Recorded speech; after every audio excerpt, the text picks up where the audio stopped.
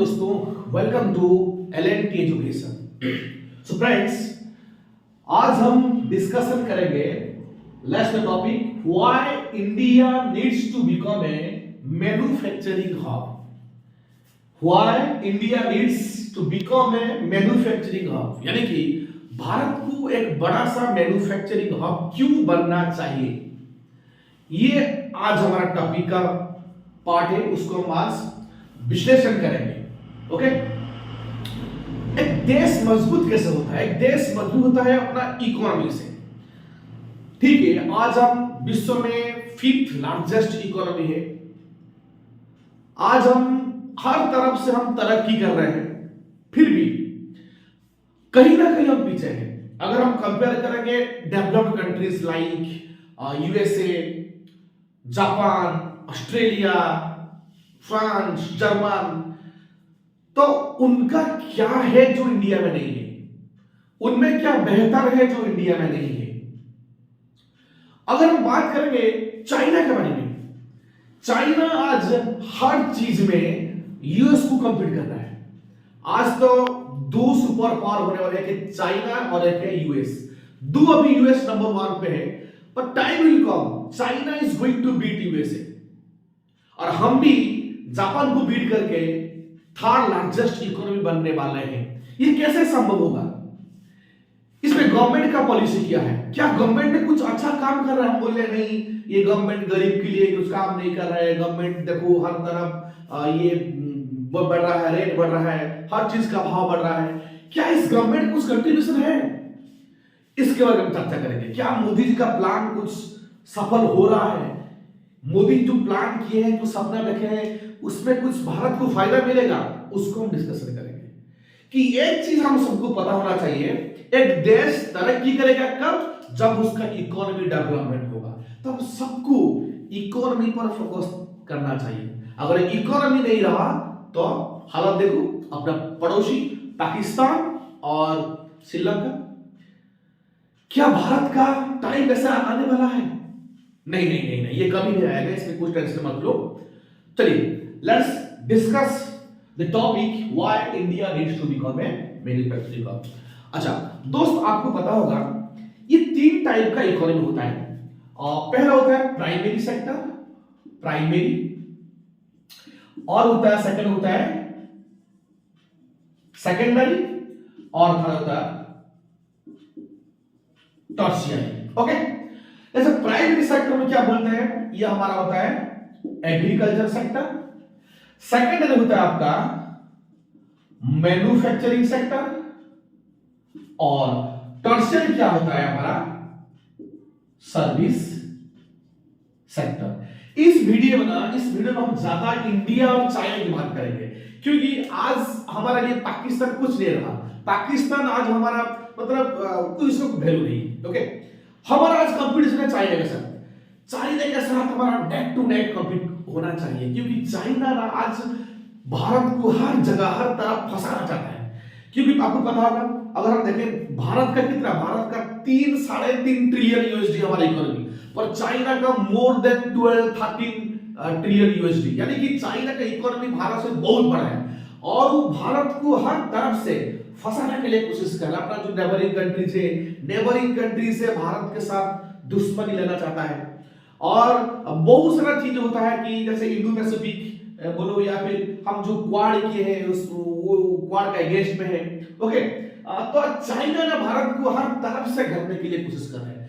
हमारा अगर आज कंपटीटर है वो है चाइना, तो चाइना को हम कैसे उसको तगड़ा, उसके साथ तगड़ा मुकाबला कर सकेंगे, उसके लिए आज हम उसको प्लान करेंगे, सोचेंगे। ओके, चलिए आज का क्लास शानदार होने वाला है, मजेदार होने वाला है, प्लीज स्टिक इट। ओके, तो मैं क्या बोला कि प्राइमरी सेक्टर को बोलते हैं एग्रीकल्चरल सेक्टर, सेकेंडरी सेक्टर को क्या बोलते हैं? मैन्युफैक्चरिंग सेक्टर, और टर्शियरी क्या बोलते हैं? Service sector. अच्छा, ये एग्रीकल्चर इकोनॉमी क्या है, मैन्युफैक्चरिंग इकोनॉमी क्या है, और सर्विस सेक्टर इकोनॉमी क्या है? चलिए पकड़ लो, हमारा देश का टोटल जीडीपी कितना है? ₹100। अगर कोई सेक्टर से मोर देन ₹50 जीडीपी का कंट्रीब्यूशन हमारा टोटल इकोनॉमी को हो रहा है, तो हम उसको उसी सेक्टर का इकोनॉमी बोलेंगे। ओके, अगर भारत का टोटल जीडीपी पकड़ लो 100 रुपया है, और इस 100 रुपया से अगर कोई एक सेक्टर में, या एग्रीकल्चर सेक्टर बोलो, मैन्युफैक्चरिंग सेक्टर हो, या फिर सर्विस सेक्टर हो, अगर उनमें से मोर देन 50 रुपीज का कंट्रीब्यूशन होगा टोटल जीडीपी को, तो हम उसको उसी सेक्टर का इकोनॉमी बोलेंगे। ओके, जब हम पहले इंडिपेंडेंट हुए 1947 में, तो हमारा क्या था देश, उस टाइम हम एग्रियन इकोनॉमी थे, यानी कि हम most of the people are depending on agriculture, जैसे बोलते हैं एग्रीकल्चर भारत का बैकबोन है। ओके, तो more than 80 to 90% people depends on agriculture, और भारत का जो इकोनॉमी था वो 50% से ज्यादा, 50% से ज्यादा कंट्रीब्यूशन एग्रीकल्चर से होता था, तो इसलिए हम उसको उस टाइम हम क्या थे, एग्रियन इकोनॉमी थे। आपको पता होगा 1991 में एक रिसेशन आया था, हमारा बैलेंस ऑफ पेमेंट खत्म हो चुका था, तो गवर्नमेंट एम्प्लॉय को सैलरी देने के लिए हमारे पास पैसा नहीं था, तो हम क्या किए थे ना, आईएमएफ को हम परसू किए थे कि आईएमएफ हमें कुछ बेल आउट पैकेज दीजिए। आपको पता होगा आईएमएफ जब किसको बेल आउट पैकेज देता है तो उसको कुछ टर्म्स एंड कंडीशन रहता है। तो उस टाइम हमारा इकोनॉमिक्स कौन थे, ग्रेट इकोनॉमिक्स मनमोहन सिंह जी थे। ओके, तो उन्होंने क्या लाया था, एलपीजी लाया था, एलपीजी, लिबरलाइजेशन, प्राइवेटाइजेशन, ग्लोबलाइजेशन। ये बहुत बड़ा मतलब एक स्टेप था, भारत का इकोनॉमी के लिए बहुत बड़ा स्टेप था, यानी कि हमारा इकोनॉमी जो पहले क्लोज इकोनॉमी था हम उसको ओपन किए थे, ओपन इकोनॉमी किए थे, ताकि हम हमारा इकोनॉमी को क्या कर सके, ग्लोबलाइज कर सके, प्राइवेटाइजेशन कर सके। ओके, तो ये बहुत बड़ा रिफॉर्म लिया था। तो मैं in the time of independence जो भारत का इकोनॉमी था वो हमारा था क्या, एग्रीकल्चरल बेस्ड इकोनॉमी। ओके, और अभी का जो सिचुएशन है, अभी के सिचुएशन में हम है सर्विस सेक्टर इकोनॉमी, यानी कि सर्विस सेक्टर से हमें ज्यादा मतलब कंट्रीब्यूशन मिलता है, मोर देन 50% कंट्रीब्यूशन हमें सर्विस सेक्टर से मिलता है अपना जीडीपी से, जीडीपी। ये सेकेंडरी सेक्टर जो मैन्युफैक्चरिंग सेक्टर, ये भारत कभी नहीं हुआ है, हमारा अभी तक मैन्युफैक्चरिंग सेक्टर यानी कि हमारा सेकेंडरी सेक्टर इकोनॉमी में कभी नहीं पहुंचे, पर चाइना जो तरक्की कर रहा है इस मैन्युफैक्चरिंग सेक्टर में तरक्की, हर तरफ चाइना में मैन्युफैक्चरिंग, जहां भी जाओ मैन्युफैक्चरिंग सेक्टर में चाइना नंबर 1 है, और हर सेक्टर में वो यूएस से नेक टू नेक फाइट कर रहे हैं। This is the main point, हमें इसके ऊपर फोकस करना पड़ेगा। चलिए थोड़ा सा डाटा हम देखते हैं। अगर हम ये 2022-2023 का डाटा है, आप देखिए एग्रीकल्चर सेक्टर, देखिए एग्रीकल्चर सेक्टर में हम देखेंगे 22-23 फाइनेंशियल ईयर में हमारा थोड़ा सा ग्रोथ हुआ है, कितना 3.5% का ग्रोथ हुआ है। अगर हम देखेंगे कि अपना जीडीपी का कंट्रीब्यूशन, तो 2022-2023 में इसका जीडीपी कंट्रीब्यूशन कितना है 20.19%, और एम्प्लॉयमेंट रेट कितना है 45.5%, 45.5 यानी 46%। अगर मैन्युफैक्चरिंग सेक्टर को देखेंगे, मैन्युफैक्चरिंग सेक्टर में कंट्रीब्यूशन कितना है 25.92%, और उसका एम्प्लॉयमेंट कितना है 38.5%। अगर हम सर्विस सेक्टर को देखेंगे, सर्विस सेक्टर का एम्प्लॉयमेंट कितना है 16%, और उसका जीडीपी का कंट्रीब्यूशन क्या है 53.8 यानी कि 54%, यानी कि मोर देन 50% हो गया। अगर ये मोर देन 50% हो गया तो आप बताइए, तो हमारा जो अभी इकोनॉमी है सर्विस सेक्टर इकोनॉमी है। क्लियर?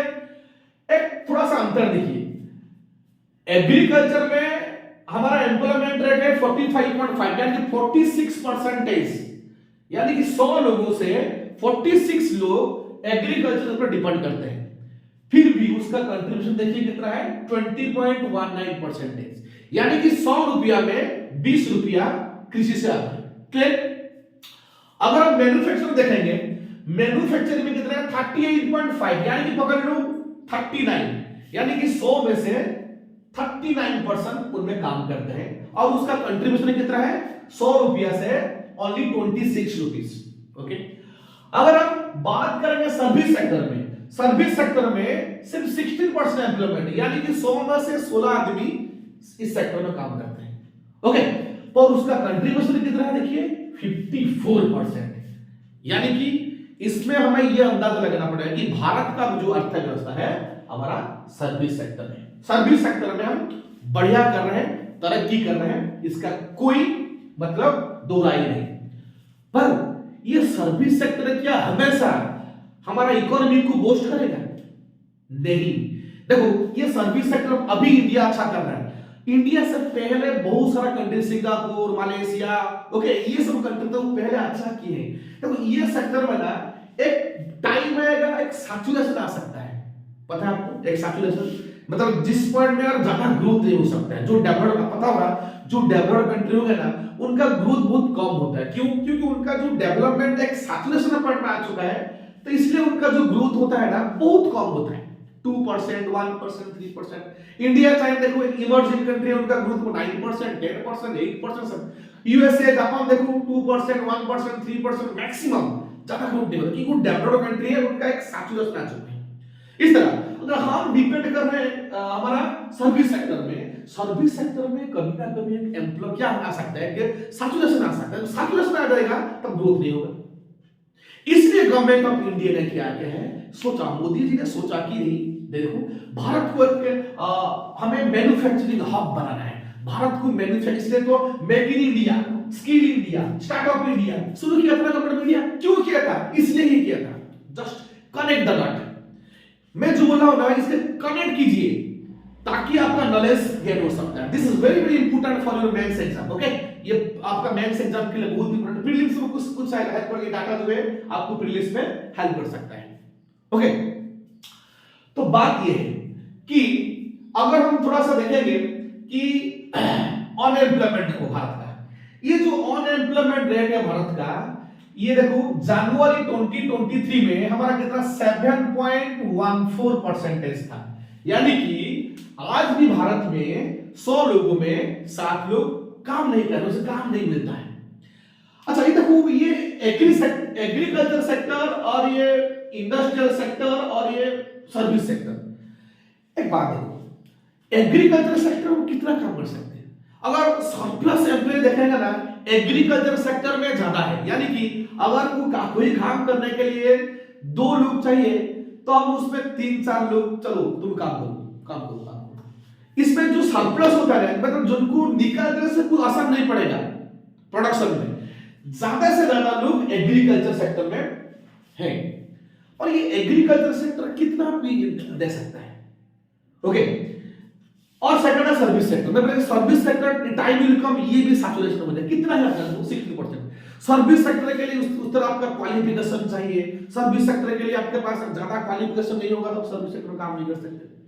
ओके, तो सब कोई सर्विस सेक्टर में काम करे उसको गारंटी नहीं। सर्विस सेक्टर में क्या आता है? आपका एजुकेशन आएगा, बैंकिंग आएगा, इंश्योरेंस आएगा, हेल्थ आएगा।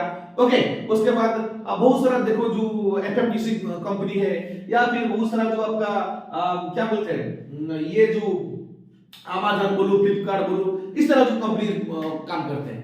तो इसमें क्या है, इसमें देखो एक टाइम विल कम, डेफिनेटली ये सैचुरेशन हो जाएगा। अगर ग्रोथ करना है ना देश को, बस इस मैन्युफैक्चरिंग के ऊपर हमको फोकस करना है।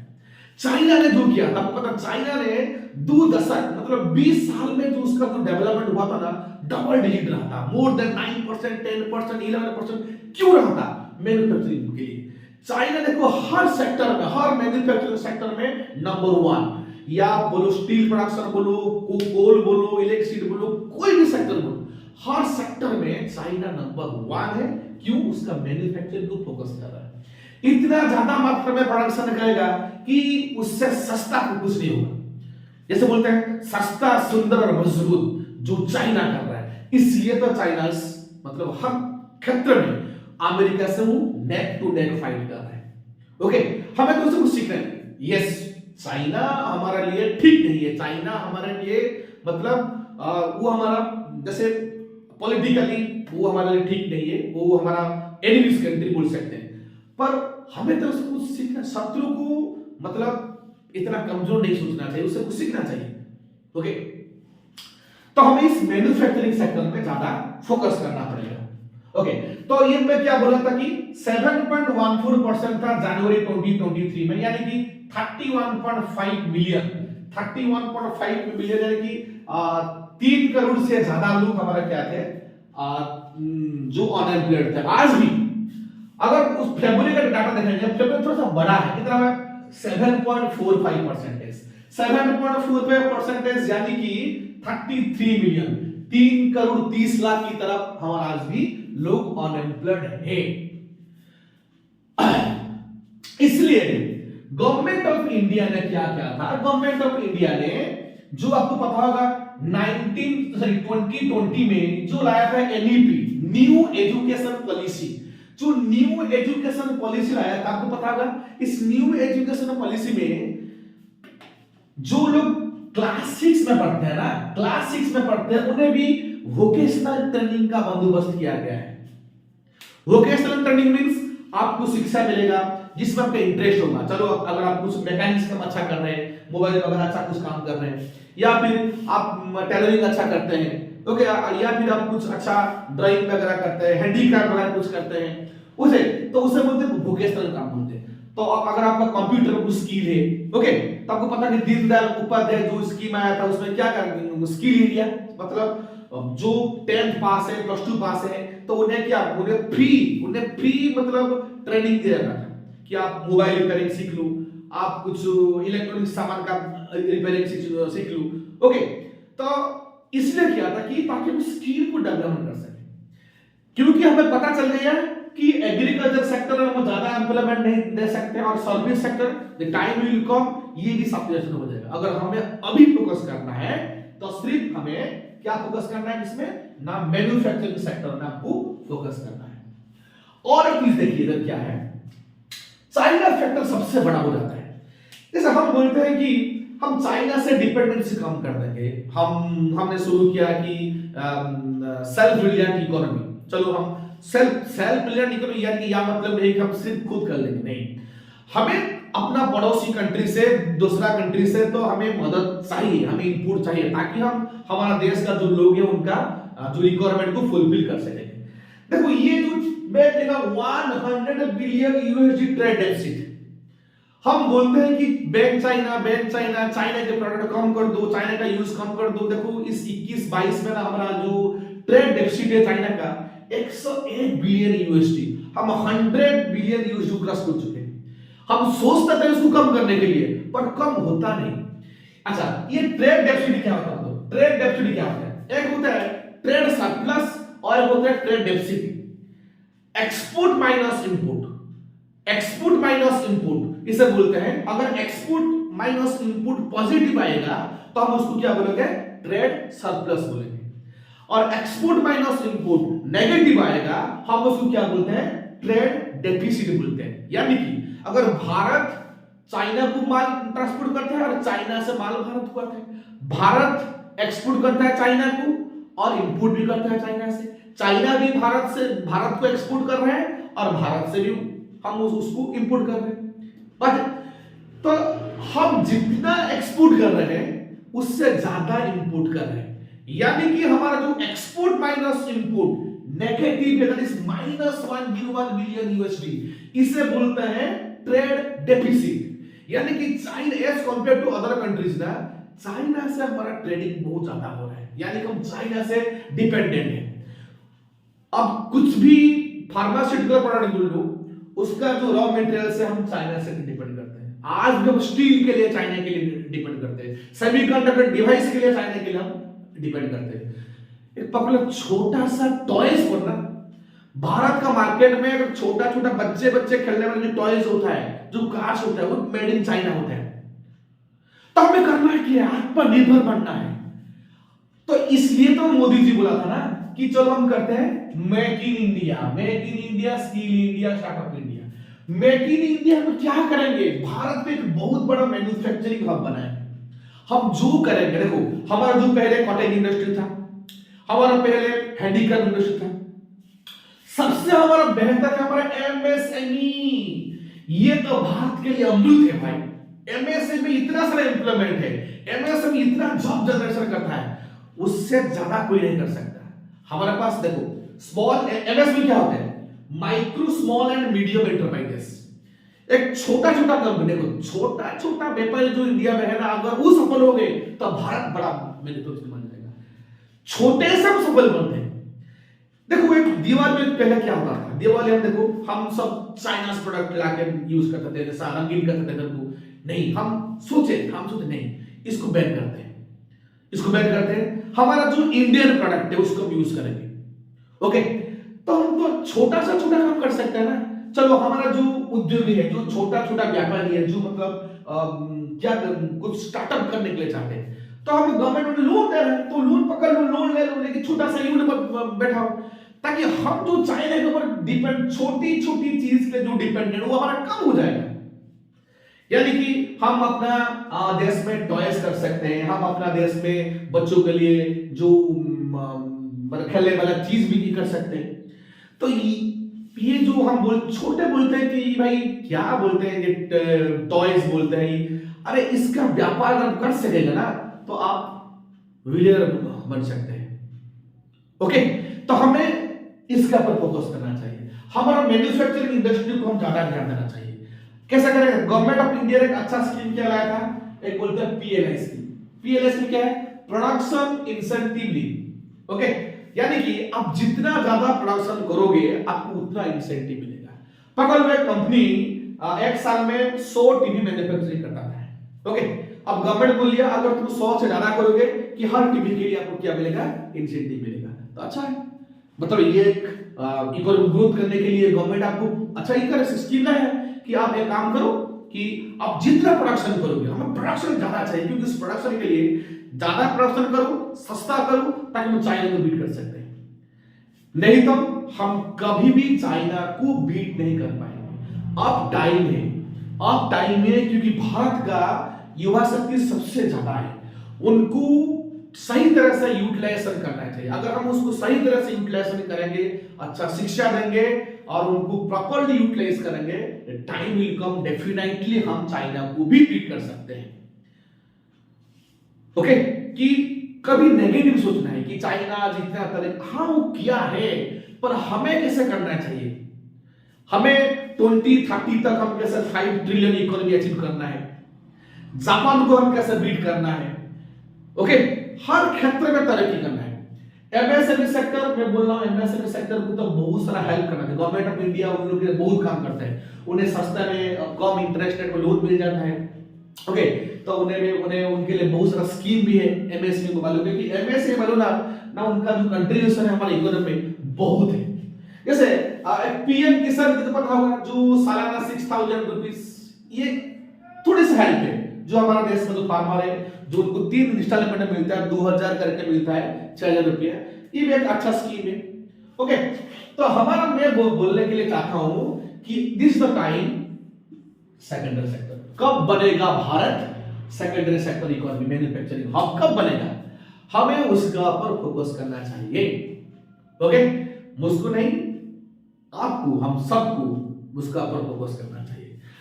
हम बोलते हैं नौकरी नहीं है, नौकरी नहीं, इतना अनएम्प्लॉयमेंट हो गया भाई, 7.45% है भाई। गवर्नमेंट के पास कैपेसिटी नहीं है कि सबको एम्प्लॉयमेंट देने के लिए। हाँ, गवर्नमेंट एक इकोसिस्टम क्रिएट कर सकता है ताकि हम मैन्युफैक्चरिंग सेक्टर में ज्यादा हम ये कर सकते हैं। ओके, देखो एग्रीकल्चर सेक्टर में कितना काम, मैं बोला ना एग्रीकल्चर सेक्टर में ज्यादा काम नहीं कर सकेंगे, और ये जो ये सेक्टर सर्विस सेक्टर है, ये मतलब कुछ दिन के बाद ये क्या हो जाएगा, सैचुरेट हो जाएगा। इस सेक्टर में ओके, सर्विस सेक्टर से जब अपना जो मैन्युफैक्चरिंग सेक्टर में ना, ये बहुत अपॉर्चुनिटी क्रिएट कर सकते हैं, छोटा हो या बड़ा हो, हर तरफ से एक अपॉर्चुनिटी। एक छोटा सा एग्जांपल पकड़ लो, चलो कि एक हाईवे पकड़ लो, कि पकड़ लो कि एक इंडिया की एक गवर्नमेंट, कि भारत सरकार एक बड़ा फ्लाईओवर बना रहा है। इस फ्लाईओवर के लिए ना, इसमें कितना सारा एम्प्लॉयमेंट क्रिएट होता पता है, इसमें कितना मतलब जूनियर वर्कर से लेकर मतलब कितना बड़े बड़े वर्कर्स या फिर engineers, architecture, okay, officer workers, government workers, कितना इसमें एम्प्लॉयमेंट होते हैं। और इस काम को देखकर साइड में बहुत सारा मतलब छोटा छोटा दुकान भी ये हो जाता है। यानी कि अगर हम सेकेंडरी सेक्टर को ज्यादा फोकस करेंगे तब टाइम विल कम डेफिनेटली हम भारत को नंबर 1 इकोनॉमी बना सकते हैं। स्टिल उसके लिए हमें कुछ प्रतीक्षा करना पड़ेगा, गवर्नमेंट की हमें हेल्प चाहिए। ओके, बहुत सारे स्टेट्स हैं मतलब वो तरक्की करना चाहते हैं। देखो अगर हम ईस्टर्न इंडिया सोचेंगे, भारत बोल उड़ीसा, बंगाल, झारखंड, छत्तीसगढ़, तो इन क्षेत्रों में ना ये जो सेकेंडरी सेक्टर बहुत वीक है। अगर हम चाहेंगे इस सेक्टर में ज्यादा तरक्की कर सकते हैं, government of India, government, state government, okay, तो हमें इसमें ध्यान देना पड़ेगा। उड़ीसा में तो बहुत स्ट्राइक होता है। देखो अगर हम कुछ कंपनी स्टार्टअप करने के लिए चाहते हैं, कुछ जमीन लेने चाहते हैं, भाई पॉलिटिकल लीडर्स आ जाएंगे, चलो स्ट्राइक करेंगे, लोगों को मतलब बोलेंगे चलो भाई नहीं, ये गवर्नमेंट बहुत बुरा काम कर रहा है, ये गवर्नमेंट तो तुम लोग का नहीं है, ये गवर्नमेंट कॉर्पोरेट लोग का है। भाई इसी तरह बात मत करो। अगर कॉर्पोरेट दुनिया आगे नहीं जाएगा तो क्या होगा, देश का तरक्की कैसा होगा? आपको पता है ना कि गवर्नमेंट बीच में है, इस साइड में है आपका कॉर्पोरेट, इस साइड में आपका पोर। तो गवर्नमेंट क्या करता है, कॉर्पोरेट से लाता है और पोर के लिए कुछ काम करता है, क्योंकि पोर में तो कुछ टैक्सेस नहीं मिलने वाला है गवर्नमेंट को। तो पोर के जो वेलफेयर स्कीम है वो गवर्नमेंट कहां से लाएगा? वो कॉर्पोरेट से लाएगा, टैक्सेस लाएगा ना, वो टैक्सेस लाके काम करेगा ना। अगर हम उनसे टैक्सेस ला रहे हैं, अगर उन लोग कुछ काम नहीं करेंगे तो क्या होगा बताइए? तो गवर्नमेंट को बैलेंस करना चाहिए। Okay, government should balance between the what rich and poor, और जो बोलते हैं कि अपना corporates and the poor sectors. Okay, तो गवर्नमेंट का काम वही है। तो हमें भी गवर्नमेंट भी कुछ अच्छा कर रहा है और कुछ भी अगर कुछ उसका लूप होल है हम उसको कमेंट करना चाहिए, ये नहीं कि गवर्नमेंट जो कर सही कर रहा है। ओके, तो ये था आपका ये चैप्टर कि मेरा कहने का ये है कि हमें क्या करना चाहिए कि अब टाइम आ गया कि सेकेंडरी सेक्टर यानी कि मैन्युफैक्चरिंग सेक्टर को हमें ज्यादा फोकस करना चाहिए। अगर ये मैन्युफैक्चरिंग सेक्टर होगा, जब इस सेक्टर से भारत को मोर देन 50% का कंट्रीब्यूशन मिलेगा जीडीपी को, तब हम बन जाएंगे देश का सेकेंडरी सेक्टर इकोनॉमी। इसका पर फोकस करना चाहिए, इसका पर ग्रोथ है, इसका पर डेवलपमेंट भी है, और ये ग्रोथ होगा, एम्प्लॉयमेंट जरूर बढ़ेगा, क्योंकि इस सेक्टर में ज्यादा एम्प्लॉयमेंट नहीं होता है कंपेयर टू सर्विस। भाई सर्विस सेक्टर में क्या है, चलो मुझे पकड़ लो, मुझे एक सॉफ्टवेयर में काम करना है, सॉफ्टवेयर में क्या करूंगा, बस एक बिल्डिंग ले लो, बिल्डिंग ले लूंगा, 10-50 एम्प्लॉय ले लूंगा, बस काम हो गया, खत्म। पर मुझे मैन्युफैक्चरिंग यूनिट करना है, अगर पकड़ लो मुझे एक मशीन पार्ट बनाना है, पकड़ लो मुझे एग्रीकल्चरल डिवाइस बनाना है, मुझे ना पहले एक बहुत सारा लैंड चाहिए, उसके लिए लेबर चाहिए, इंजीनियर चाहिए, आर्किटेक्चर चाहिए। ओके, बहुत, यानी कि मुझे ना इसके लिए 4-5 हजार एम्प्लॉयमेंट चाहिए। कहां 10-20 एम्प्लॉयमेंट, कहां 4-5 हजार एम्प्लॉयमेंट। तब तरक्की होगा जब हम मैन्युफैक्चरिंग सेक्टर को फोकस करेंगे। इसलिए सो माय डियर फ्रेंड्स, तो आप लोग युवा हैं, जो मतलब युवा मतलब यानी कि 30 बोलते हैं, हम बोलते हैं 30-35 तक बोलते हैं युवा। अब वर्किंग कैपेसिटी कितना बोलते हैं, 18 से लेकर अपना 60 तक, 59-60 तक, कि आपको फोकस करना चाहिए। ओके, अपने एजुकेशन में इंडस्ट्री बेस्ड होना चाहिए। जैसे बहुत सारा इंजीनियरिंग कॉलेज है, उसको कुछ पढ़ाया जाता है, कुछ प्रैक्टिकल नहीं होता है, सिर्फ थ्योरेटिकल बेस होता है। इस कॉलेज को बैन कर देना चाहिए, practical oriented, industry oriented course आना चाहिए, ताकि जब आपका कैंपस होगा ना, जो इंडस्ट्री को चाहिए उस तरह का एजुकेशन को मिलना पड़ेगा। ओके, अब टाइम आ गया सब कुछ बदलने के लिए। अगर भारत बदलेगा तब सब कुछ बदलेगा, तब भारत बदलेगा, नहीं तो अगर हम सोचते रहेंगे कुछ नहीं होने वाला है। ओके, अभी हमें देखो हमारा ग्रोथ कितना 6% 7% होता है, नहीं, इसमें काम नहीं चलेगा। अगर हम 5 ट्रिलियन इकोनॉमी बनना है 2030 तक, तो हमें कम से कम 8%, 9%, 10% तक ग्रोथ करना चाहिए। ये कंटिन्यूस ग्रोथ होना चाहिए। ओके, तो गवर्नमेंट को और भी बहुत सारे रिफॉर्म लाना चाहिए। ओके, ताकि हम इकोनॉमी को स्टेबल कर सकें। अगर इकोनॉमी स्टेबल हो गया ना, डेफिनेटली हम तरक्की करेंगे। ये अगर मैन्युफैक्चरिंग सेक्टर तरक्की कर गया ना, तो हमारा जो स्टैंडर्ड ऑफ लिविंग है ना, वो श्योर बढ़ेगा। क्यों? इसमें बार कमाई होगा क्या होगा कि हम जिस तरह लाइफ मेंटेन कर रहे हैं, हम सोचेंगे कि हमारा लाइफस्टाइल को और अच्छा मेंटेन करें। हम बच्चों को जो एजुकेशन देते हैं, हम सोचेंगे कि बच्चों को और थोड़ा अच्छा एजुकेशन दे। अगर थोड़ा एजुकेशन अच्छा हो जाएगा तब तरक्की होगा, क्योंकि एजुकेशन स्ट्रांग हो गया तो देश में तरक्की होगा ही होगा। ओके, तो ये जो हमारा है जो पर कैपिटा इनकम जरूर बढ़ेगा, लोगों का लाइफ ऑफ लिविंग स्टैंडर्ड भी बढ़ेगा, हम तरक्की करेंगे, हर क्षेत्र में तरक्की करेंगे। टाइम विल कम, हम भी 50 साल के बाद हम देश का वर्ल्ड का नंबर 1 इकोनॉमी बन सकते हैं, अगर इस तरह से हम काम करेंगे। ये मेरा एक सजेशन था, अगर आपको अच्छा लगे प्लीज इसको जरूर देखिएगा, एंड तक देखिएगा, लाइक कीजिएगा, शेयर करिएगा और सब्सक्राइब भी कीजिएगा, ताकि इस तरह से बेस्ट कंटेंट हम आपको दे सकेंगे। ओके, सो आज के लिए इतना। जय हिंद, जय जगन्नाथ।